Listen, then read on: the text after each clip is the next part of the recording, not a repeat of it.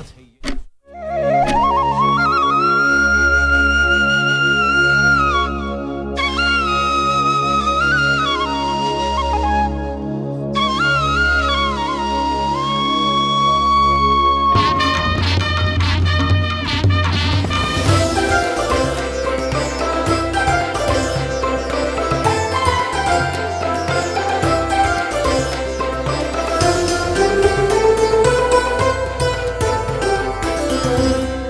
दर्शकों नमस्कार। इस समय आप हैं दूरदर्शन हिमाचल के साथ और देख रहे हैं कार्यक्रम नमस्ते हिमाचल। नमस्ते हिमाचल में आप सभी का स्वागत है, अभिनंदन है। आपकी सुबह को तरोताज़ा और हसीन बनाने के लिए इस कार्यक्रम में मैं हूं आपका होस्ट और दोस्त सुरेश सिंगटा और मेरे साथ है मेरे साथी एंकर रजनी। नमस्कार दर्शकों, मैं हूं रजनी और आपका बहुत बहुत स्वागत है दूरदर्शन हिमाचल के कार्यक्रम नमस्ते हिमाचल में, जहां पर आज हम बात करने वाले हैं अपने आसपास से जुड़ी हुई चीज़ों के बारे में। और अगर सीधे बात करें तो पर्यावरण के बारे में, पर्यावरण प्रदूषण और उसके समाधान के बारे में, जिस विषय पर बात करने के लिए हमारे साथ स्टूडियो में मौजूद है एक बहुत ही खास शख्सियत जो एक शिक्षाविद हैं और राजकीय महाविद्यालय से सेवानिवृत्त प्रधानाचार्य हैं, डॉक्टर सुभाष चंद्र गुप्ता। आप जानते हैं दर्शकों कि इस कार्यक्रम में हम हिमाचल की जानी मानी हस्तियों और शख्सियतों का आपके समक्ष परिचय करवाते हैं और उनके अनुभवों को आपके साथ साझा करते हैं। ऐसे ही एक शख्सियत डॉक्टर सुभाष चंद्र गुप्ता कार्यक्रम में है। डॉक्टर साहब, कार्यक्रम में आपका स्वागत है, अभिनंदन। धन्यवाद, नमस्कार सर। सबसे पहले तो सुबह सुबह का समय है और हम आपके साथ यही जानना चाहेंगे कि आप सुबह की शुरुआत कैसे करते हैं, आपकी दिनचर्या की शुरुआत कैसे होती है? मेरी सुबह की शुरुआत तो एक मॉर्निंग वॉक से होती है, जहाँ पर मैं रूबरू होता हूँ खुद से, पर्यावरण से, वनस्पति से, चहचहाते हुए पक्षियों से। बहुत सुंदर लगता है जब हम उस सफ़र को तय करते हैं और उस सफ़र में जो मुझे प्राप्त होता है वो एक तो फ्रेश ऑक्सीजन, जी, यानी कि पौधे ही एक ऐसा वो प्राणी है, प्राणी कह लो आप, या एक वनस्पति जगत में, कि उससे ऑक्सीजन प्राप्त होता है। बिल्कुल बिल्कुल। और जब सुबह सुबह आपको फ्रेश एयर या फ्रेश ऑक्सीजन मिलता है तो आपकी शुरुआत वैसे ही एक सुंदर हो जाती है। जी। और इसके साथ ही हम लोग थोड़ा योगा करते हैं या एक्सरसाइज करते हैं ताकि खुद फिट, और फिर पौधों से बातचीत मेरा दैनिक जीवन का और सुबह का एक खास बात है, पौधों से बातचीत करना। जी। डॉक्टर गुप्ता जी, आप प्रकृति से लगाव रखते हैं जी। और आपके कार्यक्षेत्र में भी आप एक जैव विज्ञान से जुड़े हुए रहे हैं और लेक्चरर रहे आप बॉटनी के। और आज का हमारा विषय भी इसी से संदर्भित है, क्योंकि पर्यावरण प्रदूषण एक बहुत बड़ी चुनौती है आज के परिप्रेक्ष्य में, आज के समय की। और पर्यावरण को सुरक्षित रखने में आपने कहा कि वृक्षों का, वनों का बहुत बड़ा योगदान है। तो वन वर्धन और वन संरक्षण पर्यावरण को बढ़ाने में और संरक्षित और सुरक्षित रखने में कितना योगदान दे सकते हैं? देखिए, सबसे पहले तो एक बात मैं आपसे कहूँ कि पर्यावरण की कोई भी समस्या है, जी, जैव विविधता है, ओजोन की कमी है, ग्लोबल वार्मिंग है या प्लास्टिक का है, तो उसमें उसका समाधान एक ही है, वो है वन। जी, जी, अगर वन होंगे तो हम होंगे, सही बात। और वन संरक्षण होगा तो हमारा भी संरक्षण होगा। बिल्कुल। और साथ में वन ही एक मंदिर है। जी, आपको किसी मंदिर विशेष में जाने की आवश्यकता नहीं है, वो मैन मेड है। बिल्कुल। अगर प्राकृतिक मंदिर में जाना है आपने तो वन में जाइए। जी, और वनों को लगाना, वनों को संरक्षण देना, यही हमारे जीवन का ध्येय होना चाहिए और यही हमारा एक भविष्य भी है। बिल्कुल। वन संरक्षण में मैं आपसे ये कहूँ कि अभी हाल ही में बहुत हमारा जो वनीकरण हुआ है वो काफ़ी हद तक सक्सेसफुल भी है, 20 से 23% तक हो गया है। जी। लेकिन हमें जो चाहिए, जो राष्ट्रीय स्तर पर जो वन होने चाहिए, वनों का क्षेत्र होना चाहिए, वो लगभग 33% है, 33% है। जी, है ना। तो उसमें कमी आई है, लेकिन हाल ही में उसका क्षेत्र बढ़ा भी है, जो कि हम लोग यानी कि इंसानों ने इस बात को समझा है कि वन जो हैं, वन है तो हम हैं, और हमी से और वन्य प्राणियों से हमारा जो जीवन है जीवन है। जी डॉक्टर साहब जी। बहुत सही बात आपने कही कि जंगलों के साथ ही हमारा जीवन का ताना बाना जुड़ा है। जी आदमी एक सामाजिक प्राणी है, हमारी बहुत सारी ज़रूरतें वनों से पूरी होती है। यहाँ तक कि जो प्राणवायु ऑक्सीजन है उसके दाता भी हमारे वन हैं। बिल्कुल। लेकिन देखते हैं हम कि वन वर्धन के लिए तरह तरह के कार्यक्रम भी होते हैं, पौधरोपण होता है, लेकिन एक पौधे को वृक्ष बनाने का जो एक अंतराल है, समय है, वो महत्वपूर्ण है। क्या हमारे प्रयास रहने चाहिए कि लगाया हुआ मिट्टी में प्रत्येक पौधा वृक्ष बने और हमारी आने वाली पीढ़ियों के लिए वो एक नई प्राणवायु के रूप में सहयोगी बने? देखिए, एक बात तो मैं ये कहूँगा जो आपने बहुत सही से कहा कि पौधारोपण यानी कि वनारोपण, जी, वही तक हमारा प्रयास नहीं रहना चाहिए, उसका संरक्षण भी होना चाहिए जब वो पौधा बड़ा हो। जी, जैसे मैं अब आपसे एक बात कहूँ कि एक देवदार के वृक्ष को पूर्ण वयस्क बनने में, एडल्ट बनने में लगभग 100 साल लगते हैं। जी, 100 और साल, काटने में कितना टाइम लगता है? कुछ 1 मिनट। जी। आजकल ऐसे ऐसे चीज़ें चल पड़ी हैं जो कि आपको मतलब 1 मिनट में सारा। तो इस बात को हमें समझना होगा जी, कि वनों का संरक्षण होना चाहिए, जो आपने बात कही कितना हो रहा है, लेकिन फिर भी हमारा क्षेत्र उस ढंग से नहीं पड़ा है। बिल्कुल। दूसरी बात एक और मैं आपसे ये भी कहूँगा कि जो हमारी प्रकृति है, प्रकृति ने हमें बहुत कुछ दिया है। बिल्कुल। हमारी ज़रूरत के हिसाब से वनस्पति में बहुत कुछ है, लेकिन हमारे लालच का, जहाँ हमारा लालच है, मैंस नीड इज सफिशिएंट, जो प्रकृति ने दिया है, लेकिन जहाँ लालच है, लालच के उसके आगे लिए तो शायद हमारा प्राकृतिक संसाधन भी कम पड़ कम जाएंगे। पड़ होते जाएंगे। जा रहे हैं। जी ये सर, आपने है। बहुत सही बात कही है। हाँ। और हमने वनों की बात की, वनों के साथ साथ सर हमें वन्य जीवों की भी बात कर लेनी चाहिए। जी, तो जी। वन्य जीवों की जो प्रजातियां हैं उनमें भी कमी आ रही है, तो इस बारे में आप क्या कहना चाहेंगे? अब वो है कि जो वन्य जीव है उनका रहने का घर कहाँ है? वन है। वन, जब वन ही नहीं रहेगा तो फिर हमारा जीव जंतु भी खत्म होता है। हमारे छोटे छोटे प्रयास, जी, मैं आपसे एक बात कहूं कि 1 इंच मिट्टी बनाने के लिए प्रकृति को 100 साल लगता है, 100 से 400 साल लगते हैं 1 इंच मिट्टी बनाने के लिए। जी, जी, और जैसे ही बाढ़ आती है तो हम लोग वो जो है मिट्टी बह जाती है। अब उस मिट्टी में एक तो है, एक बहुत बड़ी बात है जीव जंतुओं की जो आपने बात की। जी, जीव जंतु जो हैं एक तो बड़े बड़े हैं, जैसे लॉयन है, चीता है, टाइगर है, एलिफेंट है, और कुछ ऐसे हैं जो बिल्कुल साइलेंट है, बिल्कुल छोटे हैं, माइक्रो दिखते भी फोना मुश्किल बोलते से हैं उनको। जी, यहाँ बैक्टीरिया है, इंसेक्ट्स हैं, बटरफ्लाइज हैं, वो हमारे जो भी हम करते हैं उसका उनके पर डायरेक्ट और इनडायरेक्ट इफेक्ट पड़ता है। बिल्कुल सही बात। पहले तो जैसे मैंने कहा कि वो घर ही नहीं रहेगा तो फिर वो कहाँ वो रहेंगे? कहाँ रहेंगे? दूसरी बात यह है कि हम लोग जब स्प्रे करते हैं, कोई केमिकल्स स्प्रे कर रहे हैं, इंसेक्टिसाइड स्प्रे कर रहे हैं, कुछ भी स्प्रे करते हैं, तो हम उसको जो बटरफ्लाइज हैं, ये पॉलिनेटर्स हैं, इंसेक्ट्स हैं, उनको हम कहीं ना कहीं तबाह नुकसान कर पहुंचा रहे हैं। आपकी बात बिल्कुल सही है कि हमारे जो ये वन्य जीव हैं वो पर्यावरण के जो है सूचक है, वो द्योतक है, मतलब वो क्लाइमेट चेंज के इंडिकेटर्स हैं। अगर वन्य जीव स्वस्थ रहेंगे तो इसका मतलब ये कि हमारा पर्यावरण भी सुरक्षित है।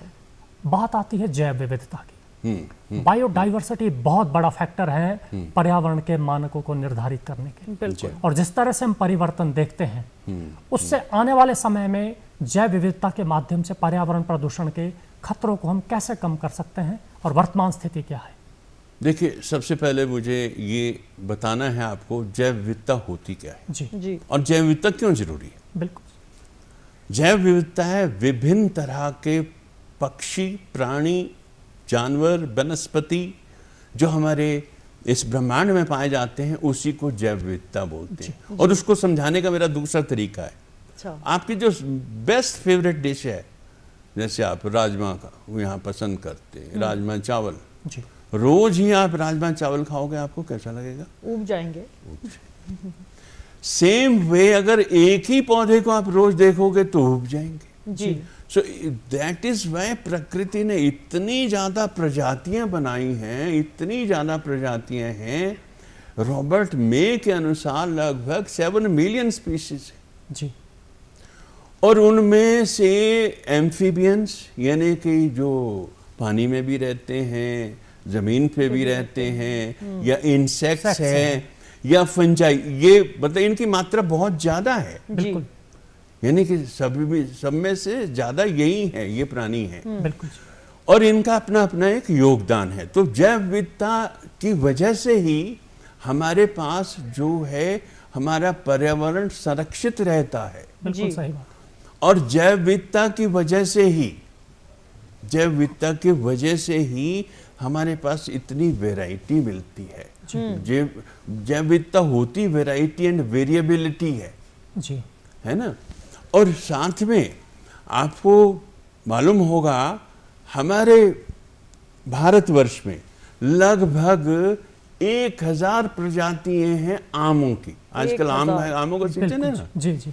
आम की प्रजातियां लगभग 1000 है। दुनिया के किसी कोने में ऐसी प्रजातियां नहीं मिलती है। बिल्कुल। इतने स्ट्रेन्स नहीं मिलते हैं। जैव विविधता को हम वर्तमान चुनौतियों के साथ जो पर्यावरण की है उसको कैसे कनेक्ट करते हैं और क्या इसमें प्रयास हमारे होने चाहिए? देखिए, सबसे बड़ी बात है शहरीकरण, औद्योगिकरण। जी। हाँ, ये जो चीजें, अर्बनाइजेशन, जहां देखो आप कंक्रीट के जंगल डेवलप हो रहे हैं। बिल्कुल। हाँ, वन खत्म हो रहे हैं और वन खत्म होने के साथ साथ क्या है, जैव विविधता खत्म होती जा रही है। और जैव विविधता जिस रफ्तार से कम हो रही है वो 1000 से 10,000 टाइम्स ग्रेटर है देन नेचुरल एक्सटिंक्शन। क्योंकि एक बात यहाँ पे जरा बताना बहुत आवश्यक है कि वैसे भी जो प्रजातियां पहले बनी और धीरे धीरे प्रकृति उसको वापस भी लेती रहती है। तो नेचुरल एक्सटिंक्शन बोलते हैं उसको। जी। तो नेचुरल एक्सटिंक्शन के रफ्तार से जो हमारे मैन मेड ये जो चीजें हैं, यानी कि एक्सटिंक्शन का रेट 100 से 1000 गुना ज्यादा हो गया है। यानी कि जैव विविधता कम होती जा रही है। और जैसे ही जैव विविधता कम होती है हमारे पास, हमारे जो पर्यावरण में, हमारे वातावरण में बहुत तरह की बीमारियां लगना शुरू हो जाती हैं, पौधों को, जानवरों को, और उस वजह से जैव विविधता में भारी कमी आती है। जी डॉक्टर साहब, आपने बहुत सही बात हमें कही है और आपने इसमें से एक बात कही शहरीकरण की। हमने आपस में जो परस्पर संबंध है उसके बारे में हमने बात कही है, लेकिन ये बातें जो है हमारी हवा के बिना अधूरी रह जाएगी। आज हम कहते हैं कार्बन डाइऑक्साइड बढ़ रही है, ओजोन की परत जो है वो घट रही है, तो इस विषय पर आप क्या कहेंगे सर? अच्छा, अब हम अगर इसकी बात करें ओजोन की परत, ओजोन हमारे लिए एक छतरी का रूप, सुरक्षा कवच है। सुरक्षा कवच जी। जैसे बारिश जो है, बारिश में आप छतरी लेके जा रहे हैं, है ना, तो ओजोन की परत जो हमारे 16 से 40 किलोमीटर ऊपर आसमान में, स्पेस में, जी, उसको हम स्ट्रेटोस्फीयर बोलते हैं। बिल्कुल जी। तो उसमें वो ओजोन की परत है लगभग 300 डॉब्सन यूनिट। डॉब्सन यूनिट जो है ओजोन के विड्थ है उसकी। विड्थ है उसकी। तो वो ओजोन की परत जो है वो पतली होती जा रही है। बिल्कुल जी। अब पतला होने का कारण क्या है? इसके लिए भी इंसान जिम्मेवार है। बिल्कुल, जहरीली गैसों का उत्सर्जन हो रहा है। जी हाँ, ग्रीन हाउस गैसेस बोलते हैं उनको, जैसे कार्बन डाइऑक्साइड है, मीथेन है, नाइट्रस ऑक्साइड्स हैं, वोलेटाइल ऑर्गेनिक कंपाउंड्स हैं। ये सब क्या कर, जो CFC, जो फ्रिज में या एयर कंडीशनर में जो गैसेस हैं वो लगती हैं, तो उनसे क्या होता है कि वो आसमान में ऊपर चली जाती जी। यहाँ पे आपको एक बात समझाने का बहुत मन है। जी। वो ये है कि ओजोन जो जमीन पर है जी, वो तो हानिकारक है। सही बात है। और जो ओजोन आसमान में ऊपर है लाभदायक है, सही वो लाभदायक है। इसका क्या और कारण है? ओजोन के 3 फॉर्म हैं। जी। अच्छा। ओजोन एटॉमिक ऑक्सीजन, एक मॉलिक्यूलर Molecular ऑक्सीजन oxygen और एक जो ओजोन लेयर है। लेयर। इसमें ऑक्सीजन भी हमारे लिए बहुत जरूरी है जी। और ऊपर जो आसमान में है ओजोन लेयर वो बहुत जरूरी है। जी वो क्या कर रही है, हमारे को सूरज से निकली हुई पराबैंगनी किरणें, जी। पराबैंगनी को अंग्रेजी में बोलते हैं अल्ट्रावायलेट अल्ट्रावायलेट उनको रेस, सांद्रित करती है। वो ओजोन परत उसको रोक देती है। बिल्कुल सही है। तो उसकी वजह से क्या है कि जब उसको रोक देती है तो ओजोन पर जो अल्ट्रावायलेट रेज हैं, जहां पतला होगा वो ओजोन लेयर, वहां से एंटर कर जाती जी है। बिल्कुल। जब वो एंटर कर जाती हैं तो आपके स्किन कैंसर, जी ऑस्ट्रेलिया में बहुत ज्यादा स्किन कैंसर है, जी आंखों में कैटरेक्ट, मोतिया, जी और इवन यहां तक है माइक्रो ऑर्गेनिज्म और दूसरे यानी कि सूक्ष्म प्राणियों को और इंसानों के भी, और कॉर्न, मेज, मक्की, जी जी इनके भी जीनोम को डिस्टर्ब कर देती है, यानी कि जेनेटिक कॉन्स्टिट्यूशन को भी डिस्टर्ब कर सकती है। जी। मतलब डॉक्टर साहब आपके कहने डॉक्टर का साहब- मतलब है कि वो परत जो हमें दिखती भी नहीं है, उसका इतना ज्यादा महत्व महत्व है। हमारे जीवन में। जी बिल्कुल बिल्कुल। मानव जानता भी है लेकिन मानता भी नहीं है। ये प्रकृति में है उसकी। लेकिन आप जैसे जो वन वैज्ञानिक है, बॉटनिस्ट है, आपकी राय से हम इस कार्यक्रम के माध्यम से यही एक संदेश देना चाहते हैं कि सुधरने का समय अभी भी है। ग्लोबल वार्मिंग बहुत बड़ा चैलेंज है और इसके संकट को हम भविष्य में इस तरह से भी देख सकते हैं कि कई जो कम ऊंचाई वाले टापू है वो समुद्र में डूबने शुरू हो गए। मानव के अस्तित्व पर इसका खतरा देखने को भी मिल रहा है। लेकिन भविष्य में इस चुनौती को हम कैसे निपट सकते हैं और जो ताप बढ़ रहा है उसको कैसे नियंत्रित कर सकते हैं? देखिए, पहले तो GHG बोलते हैं, ग्रीन हाउस गैसेस, जी कार्बन डाइऑक्साइड मुख्य है, जी लगभग 40% है।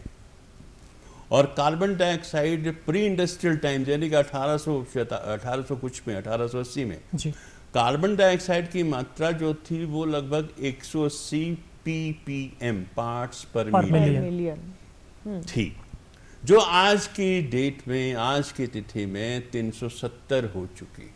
जी और हर वर्ष 0.7% बढ़ता जा रहा है। बढ़ता जा रहा 1.5 पार्ट्स पर मिलियन जो है कार्बन डाइऑक्साइड बढ़ रही है। तो कार्बन डाइऑक्साइड बढ़ने से क्या होता है कि ग्रीन हाउस गैसेस जो हैं उनकी मात्रा हमारे एटमॉस्फेयर में, वातावरण में बढ़ रही है। बढ़ती रहती है। जब वो बढ़ रही हैं तो वो क्या कर रही हैं कि सूर्य से जो किरणें आती हैं, रेडिएटेड किरणें बोलते हैं उनको, किरणें जो आ रही हैं वो एंटर तो कर जाती हैं, हमारे एटमॉस्फेयर में एंटर कर रही हैं, लेकिन कुछ किरणें वापस जाती हैं और वही वापस आ जाती है। जी जी उसको बोलते हैं इररेडिएटेड। मोर इररेडिएटेड वो तो वापस चल जाती है सूरज के एटमॉस्फेयर में, एटमॉस्फेयर से बाहर, बाहर निकल जाती है। और लेस इररेडिएटेड किरणें जो Radiated। हैं वो वापस धरा पे, जमीन पर वापस आती आ जाती है। है, जिसकी वजह से ग्लोबल वार्मिंग यानी कि जो हमारा तापमान है वो बढ़ रहा है। वो वैसे ही है जैसे कार या ग्लास हाउस में, ग्लास हाउस के अंदर बैठे हैं आप, तापमान बाहर कार के अपेक्षा अंदर ज्यादा। बैठे हैं तो धूप अंदर तो आ रही है लेकिन बाहर नहीं जा पा रही है। As a result temperature increase हो जाता है। जी इसी को ग्लोबल वार्मिंग कहते हैं। इसके चैलेंजेस क्या है? चैलेंजेस प्रकृति सबसे पर? बड़ी बात यह है कि अगर ये जो टेम्परेचर है 0.7 से 1.5 डिग्री सेंटीग्रेड तक बढ़ने की उम्मीद है। और मैं आपको ये भी बताऊं कि 2023 यानी कि अगले 5 साल जो है ना, we may see the warmest years. अगले 5 वर्ष अभी वर्ल्ड मेटेरोलॉजिकल ऑर्गेनाइजेशन का एक चेतावनी है चेतावनी दी है। जी कि अगले 5 साल आपके बहुत गर्म रहने वाले हैं। बिल्कुल। और जब वो गर्म होंगे जी तो हमारा जीनोम, हमारा जीवन जीवन। वो अस्त व्यस्त हो जाएगा। कैसे होगा ये अस्त व्यस्त? नंबर 1, जैसे आजकल आप शिमला में ही देखिए या पूरे नॉर्थ में देखिए जी कितनी बारिशें हो रही हैं। मई महीने में बारिश हो रही है। बिल्कुल जी से इरेटिक and irregular rains. जी This is the result of the global warming. बिल्कुल शिमला में जितनी बर्फ पड़ती थी अब वो बर्फ नहीं पड़ती। नहीं सही पड़ती बात है। मुझे याद है कि 1947 में जब बर्फ गिरी तो जो शिमला का रेलवे स्टेशन है ध्वस्त हो गया था वो। इतनी अधिक मात्रा में बर्फ पड़ी थी, जी हाँ, आज बर्फ कितनी पड़ती है? ना के बराबर। ना के बराबर। तो ये सब रिजल्ट्स ग्लोबल वार्मिंग के हैं। जी डॉक्टर जब आप ग्लोबल वार्मिंग होगी तो हमारी फसलें, ग्लेशियर्स, पहले तो ग्लेशियर्स पिघलेंगे, जहां पानी नहीं चाहिए वहां ज्यादा पानी हो जाएगा, जहां पानी चाहिए वो कमी हो कमी जाएगी, हो जाएगी। यानी हमारा सिस्टम, पर्यावरण जो है इम्बैलेंस हो जाएगा। बिल्कुल जी सही। डॉक्टर साहब आपने बहुत सही बात कही। और आज हम लोग देखते हैं, आज भी कई लोग इस चीज़ को झुठला देते हैं कि ग्लोबल वार्मिंग जैसी कोई चीज़ नहीं है, ये चीज़ें तो सालों से चलती आ रही है और होता रहेगा ऐसा। पर हमने अभी देखा कि ग्लोबल वार्मिंग बढ़ने की वजह से जब हमें जनवरी फरवरी के महीने में बारिश चाहिए तब होती नहीं है, और अभी जब हमें थोड़ा अच्छा सा मौसम चाहिए तो अभी हमें ज़रूरत से ज़्यादा बारिश देखने को मिल रही है। तो अब हम लोग जब पानी की बात कर ही रहे हैं तो अब आ जाते हैं हम लोग पानी की कमी के ऊपर या फिर बाढ़ों की तरफ। तो इस विषय पर आपका क्या कहना है सर? अब पानी की कमी, पानी की कमी की वजह से अब जो होता है वो तो आपको मालूम ही है कि हम लोग सब प्यासे हो जाएंगे, धरती प्यासी हो गई है। हमारी जो झीलें हैं 53% तक कम हो चुकी हैं झीलें। आज आप खजियार जाइए, जी खजियार में उसको झील बोलते हैं, इतना सा एरिया, बिल्कुल कम एरिया। रिवाल्सर वाला, रिवाल्सर में क्या हो रहा है कि यूट्रॉफिकेशन बोलते हैं, जी एक्सेस ऑफ न्यूट्रिएंट्स। तो रिवाल्सर की झील भी कम हो रही है, जी वो भी सूखती जा रही है। जी तो इस तरीके से हमारे पास बहुत सारे जो झीलें हैं वो, और झीलों का अगर संरक्षण नहीं होगा तो पानी की कमी बढ़ती जाएगी। जी झीलों की वजह से पानी रिचार्ज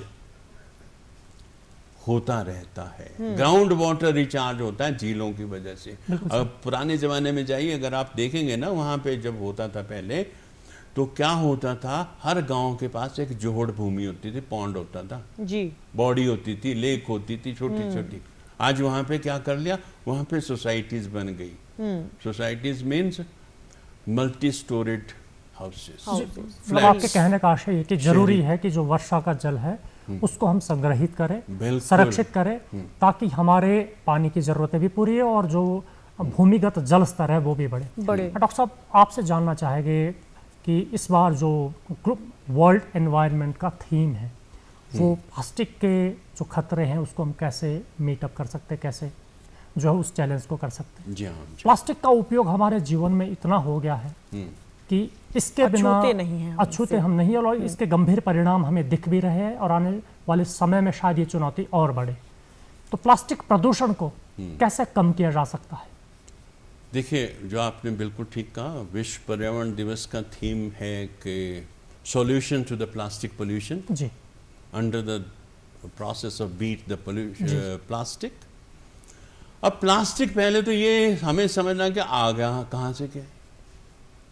जब हम पैदा होते प्लास्टिक होता ही नहीं था, बिल्कुल सही बात है। नेचुरल प्लास्टिक था। जी नेचुरल प्लास्टिक कौन सा था? रबड़, जी जो इरेज करने काम आता था या थोड़ा बहुत होता। बिल्कुल। तो ये प्लास्टिक आया कहाँ से?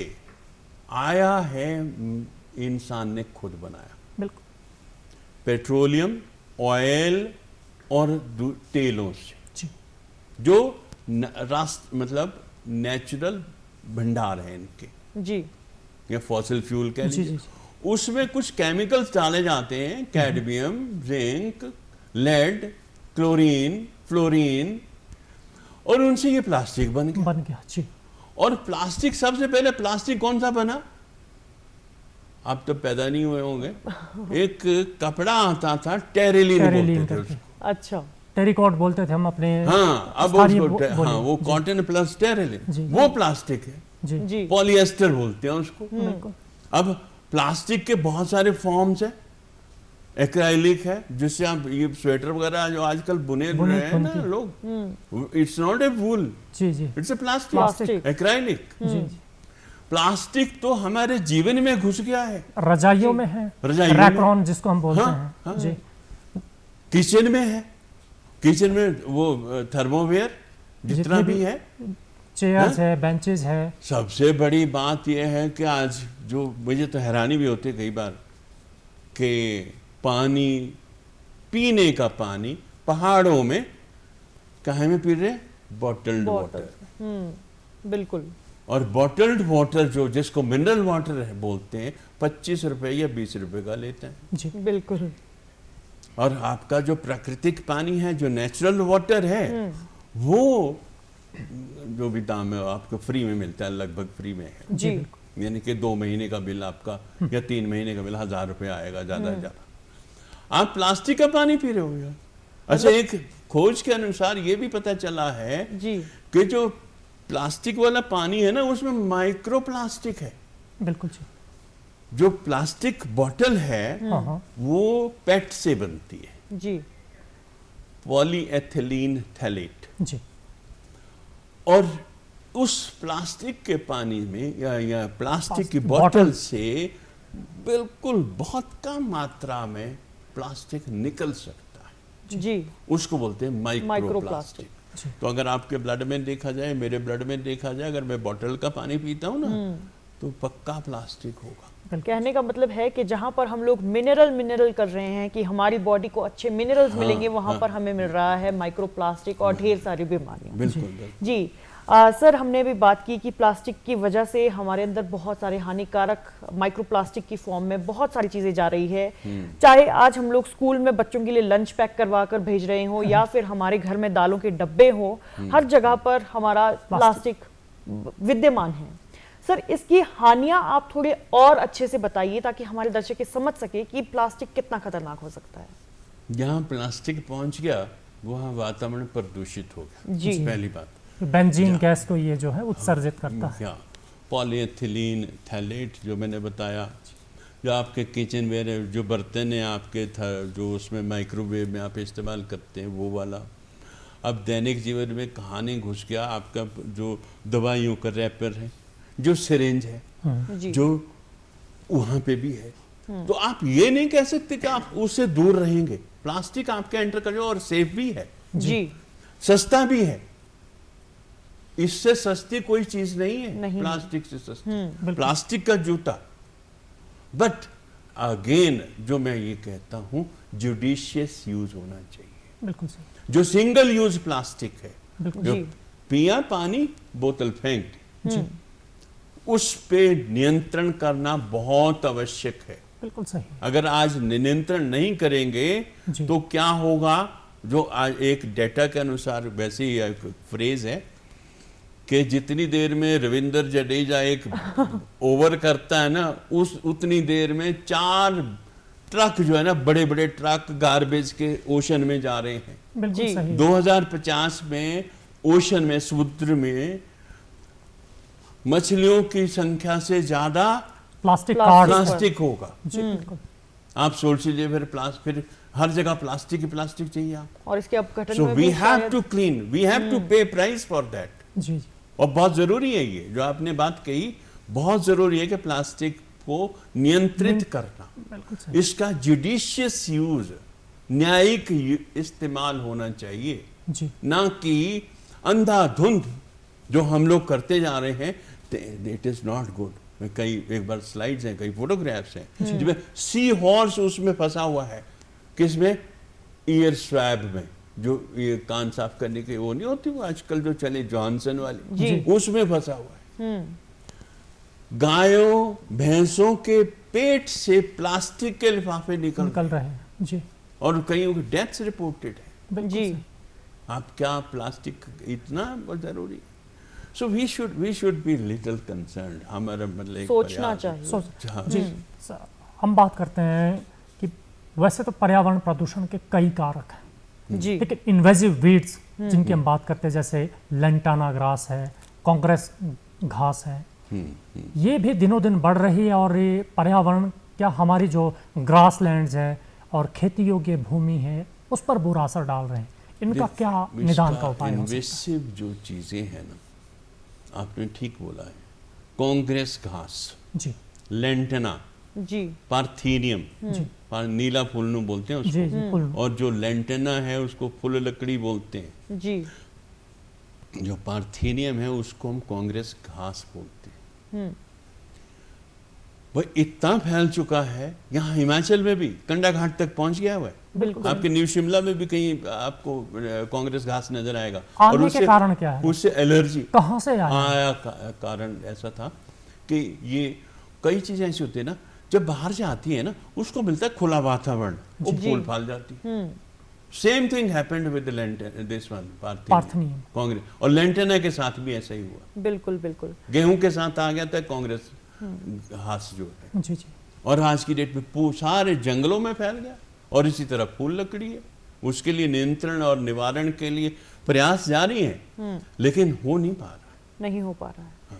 जी मतलब घास नहीं होगा आप, लेकिन कांग्रेस घास जरूर होगा। जी। और कांग्रेस घास के अगर आप वहां चले जाए ना, उस खेत में चल जाए और आपके स्किन में लग जाए तो एलर्जी हो एलर्जी जाती है। बिल्कुल है जी।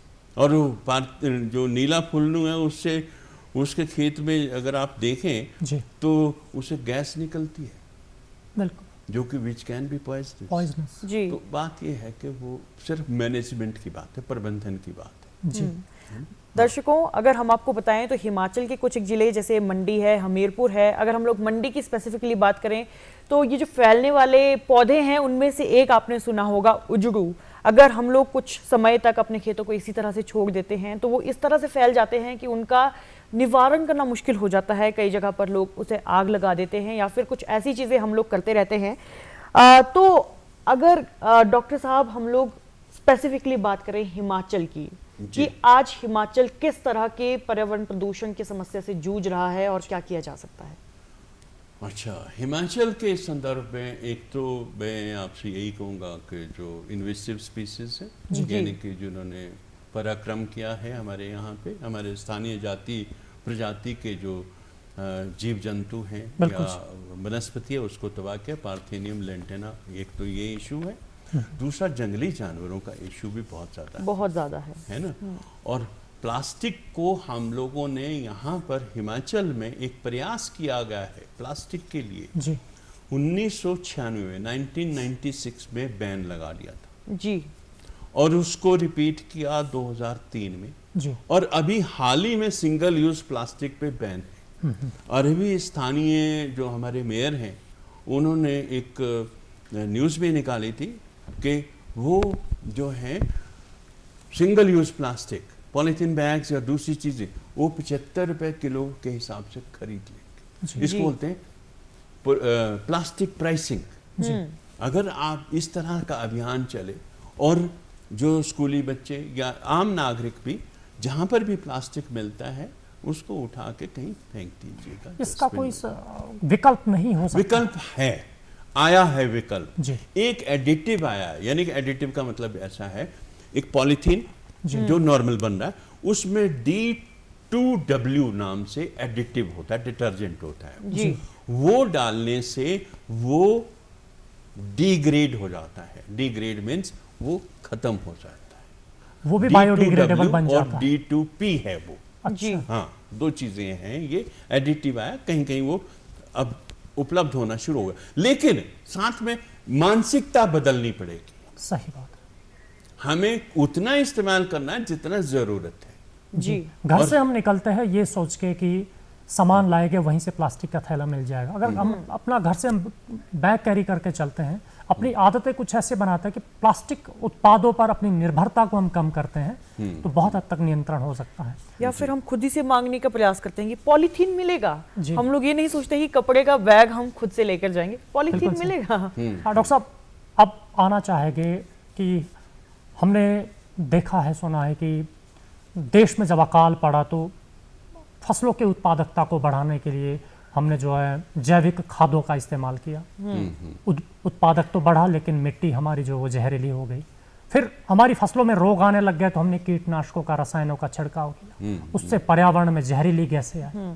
तो रसायनों का इस्तेमाल अपनी फसलों में कितना जरूरी है कितना नियंत्रित होना चाहिए और इसके क्या पर्यावरण के लिए खतरे हो सकते हैं? देखिए, जो आपने ये कहा रसायनों का इस्तेमाल, एक ज़माना था जब खुद ही सरकारें बोलती थी या साइंटिस्ट बोलते थे कि भाई रसायन इस्तेमाल कीजिएगा। NPK फर्टिलाइज़र होता है एक, जी वो भी रसायन ही है ना, लेकिन उतना इस्तेमाल किया जितना ज़रूरत है। जी अगर आप अंधाधुंध इस्तेमाल करने शुरू कर देंगे तो वो ठीक नहीं है। जी आज का ज़माना ऑर्गेनिक फूड का आ चुका है। जी जो गोबर की खाद से जो चीज़ें बनती हैं, जो फसल होती है, उसका प्राइस ज़्यादा है जी और स्वादिष्ट भी वैसा ही है, जी है ना। टेस्ट में भी कमी आ चुकी है। तो we have to shift to our natural system of cropping. जी और ये आर्टिफिशियल सिस्टम जो है थोड़ा तो ठीक रहता है,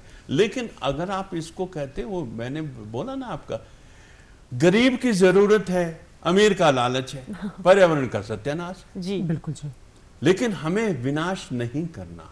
सही बात। मैं आपसे एक बात कहूं, हाल इतना सब कुछ होने के बावजूद पॉपुलेशन, इंडिया की कितनी पॉपुलेशन थी 1947 में या उसके बाद, आज कितनी पॉपुलेशन, उस पॉपुलेशन को कौन सपोर्ट कर रहा है? जी जी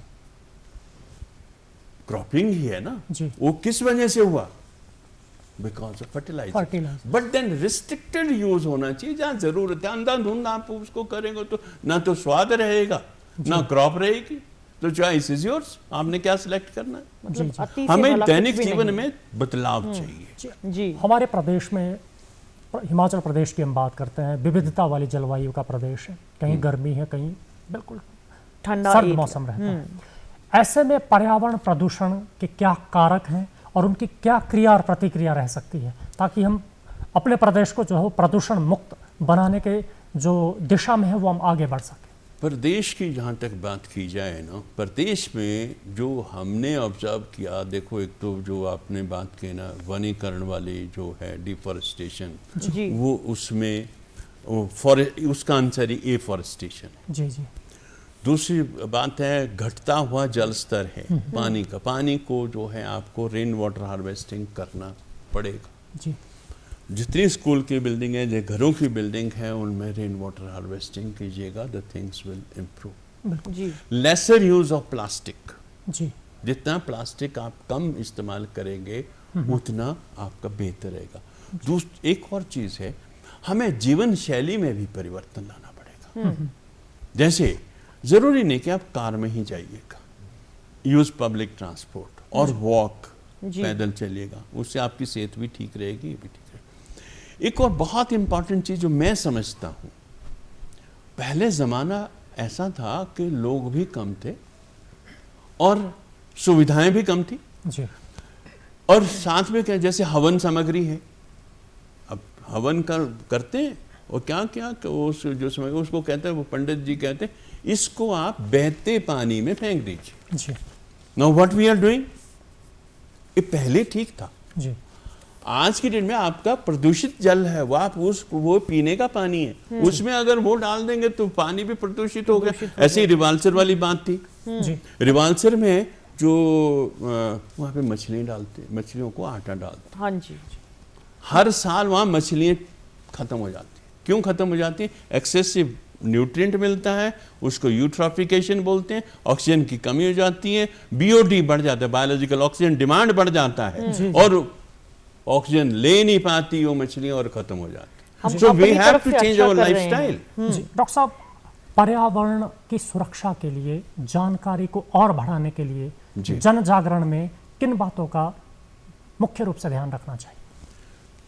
पौधारोपण जी नंबर 1, दूसरे lesser use of plastic, judicious use of plastic. जी जितना आप एफॉरेस्टेशन करेंगे उतना बेटर, जानकारी जितना देंगे बच्चों को, क्योंकि बच्चों का जो माध्यम है दैट इज द बेस्ट माध्यम। जी बच्चों की एज ऐसी होती है इम्प्रेशनेबल, जो आपने कह दिया ना जिंदगी भर याद रहेगा उसको। जी सो जो हमारे जो इको क्लब्स चलते हैं, स्कूलों में चलते हैं, या जी। पर्यावरण की शिक्षा कहीं से भी मिलती है, तो बच्चों को उसके लिए प्रेरित कीजिएगा। बिल्कुल उनको बताइएगा कि देखो ये प्लास्टिक है, इससे ये प्रदूषण होता है, इसका हमें सही और उचित उपयोग करना बिल्कुल जी जी।